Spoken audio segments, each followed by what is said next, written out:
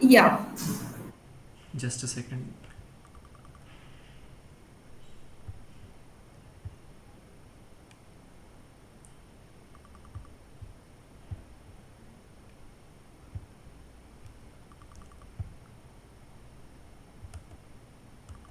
Is the screen visible?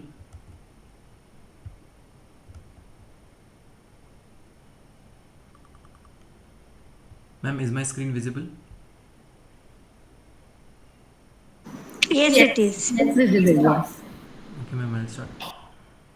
Good afternoon, Chair. This is team code P193, and the topic that I've chosen today is a subtopic of a broader theme that was given in the JAGAT summit, that was regarding Atmanirbhar Bharat. So, just day after tomorrow, we will be celebrating our 79th Independence Day, and yet we all know that India is an agrarian society which is mostly dominated by agriculture.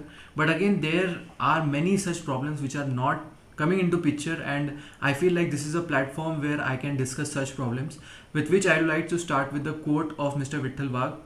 He states in the book that heart suffers sorrows like that of plowed land, but still dreams of joyful green crop ahead.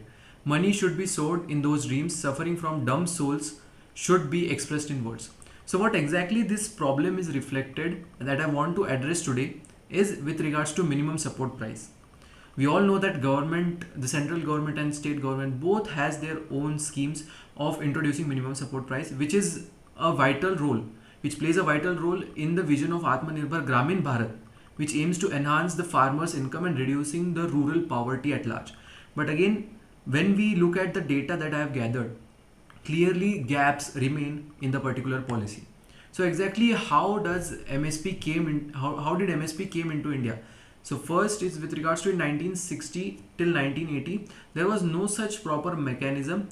Only when the food crisis came into play, that was when Swaminathan Commission came and proposed the idea of minimum support price, and over time the coverage was enlarged. So what are the different concepts of minimum support price to be given to the farmers? Are these A2, FL, C2? These are basically that what is the actual process. I would like to summarize it. So what happens is that when a minimum support price is determined, state government sends certain data to central government that this is a particular crop, we want to have this much minimum support price. Then after central analyzes the data of the state, they automatically allot certain data. But what exactly is happening, that I would like to share, and how there are many legal gaps and there is no enforceability of MSP. So even if center proposes, for example, 1000 rupees for a crop of wheat, if center approves only 500, state cannot do anything. That's the problem and legal gap, and this causes disparity between state versus central MSP. So if you see the data that is visible, so from Maharashtra's study as well, if we see 2013-14's data, so the proposed price, minimum support price of rice was 2609 rupees, but the actual allotment that central government gave was only 1300 rupees. And this is consistent throughout each and every single crop. If even if you see any other crop, tur, groundnut, cotton, wheat, anything, if you see almost 50% drop is there. So this disparity is impacting on farmers as well, and this inconsistency erodes farmers' trust on the existing MSP system.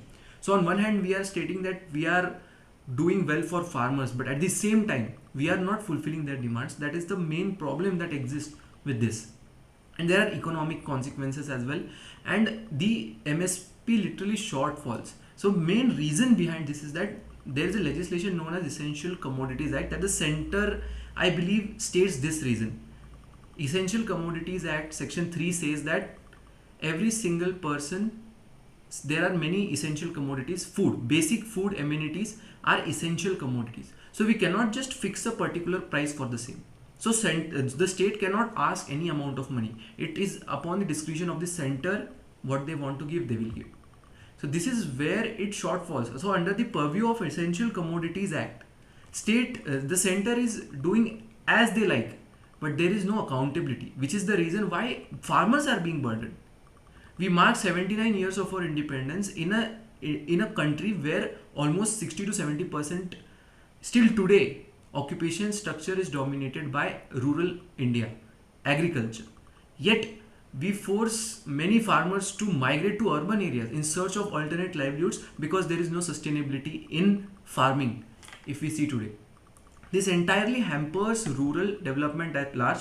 Now, this again, if we move one step further, it leads to farmer suicides. So, this is the reason why, if you look at the data, so from 2009, we have seen a drop, but after the enforcement of MSP as well, again there is a gradual rise of suicides per year from 2009 to 2013. So these are the major issues with regards to the same. And again, there are many other factors depending as well, such as environmental factors, climate change is there, erratic rainfall is there, market factors are there, social factors are there. But if you look at the bigger picture that is here, there is a need for policy reforms, there is a need for legal reforms. Many recommendations that I want to give in this particular matter is that this issue is not discussed at large. We only say that central governments give minimum support price to state governments, which reaches at rural levels, at ground levels. But at the same time, no one is talking about actually how much it is properly implemented. The data I have shown clearly states, there are many such data which clearly state that the state sends many such information to center which they want. For example, in monetary terms as well, we want 1000 rupees, 2000 rupees per particular crop, but center approves almost 30 to 40% only. They are not stating reasons. Under the purview of Essential Commodities Act, this is all happening. Then there is no enforceability. Act is there, legislation is there, but no enforceability. Therefore, legal MSP guarantee should be there. So if MSP is not properly guaranteed, which results in loss of the farmers, where shall the farmer go? There is no such forum where this right can be exercised. So such right, for the exercising of such right, certain things should be there, such as relief mechanism should be there. Under the reform of, there should be a reform in Essential Commodities Act as well. Many commissions could be set up for a broader study of this particular topic and what are the solutions that we can propose for the same as well. Then again, lastly, when we are moving towards a self-reliant rural India, there is an urgent need for the enforceability of MSP, because on paper, if I say on paper, it looks really great that center gives minimum support price to each and every farmer every single year. But at the same time, when we look at a broader picture, it is not properly implemented. So I've read many books on this. Particularly, I would like to give my credit to the book written by Advocate Ajay Tallar, that is Krushi Kalyan, Rashtra Kalyan. In his book only, he has given all of such data talking about this particular issue only, which is my whole research problem is based on that particular book. Is why is it that we are ignoring such important issues even on the face of it? We talk about many issues every single day. Even in parliament, we are talking everything else apart from the core issues of our democracy. This is a core issue of our democracy, and I particularly believe that as a citizen, it is our duty that our rural India, which is the core of India, even according to Gandhiji, he stated that India lives in villages, India lives in rural areas. Even today, we are clearly ignoring all of these issues, which is the reason why I urge to every single citizen of India, every single member present on the panel, that these are some of the issues. There are many such issues. These are some of the issues I have put forward, that there needs a policy reform for the same. And with this, I conclude my presentation. Thank you so much for patient listening.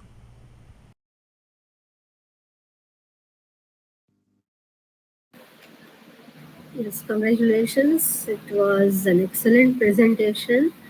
And again, you have dealt with a topic which was earlier not dealt with any of the participants. You are talking about reforming agrarian Indian society, and the entire concept of MSP, in order to protect our farmers is really required now.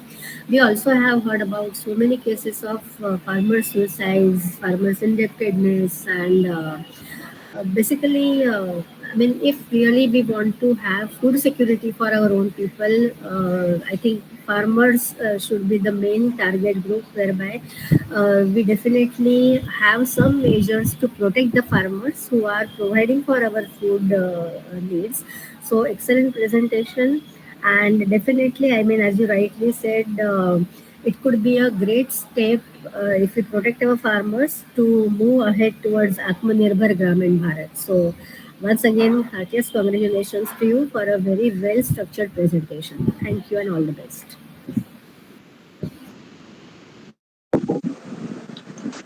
At the outset, I appreciate you for your clarity of thought, for the well presented slides wherein you have put across your ideas. I would also like to congratulate how you have brought this topic, which we can say that it was the ongoing reforms, the efforts to modernize agriculture, to improve market access. The overall agrarian reforms in India have been a complex process, in fact, with significant achievements, we can say, in redistribution and social justice. So, you have aptly brought these ongoing challenges in ensuring sustainable agricultural practices and, of course, farmers' welfare, which you have very rightly tuned it with our Independence Day. So that made your presentation a heart touching presentation. Congratulations.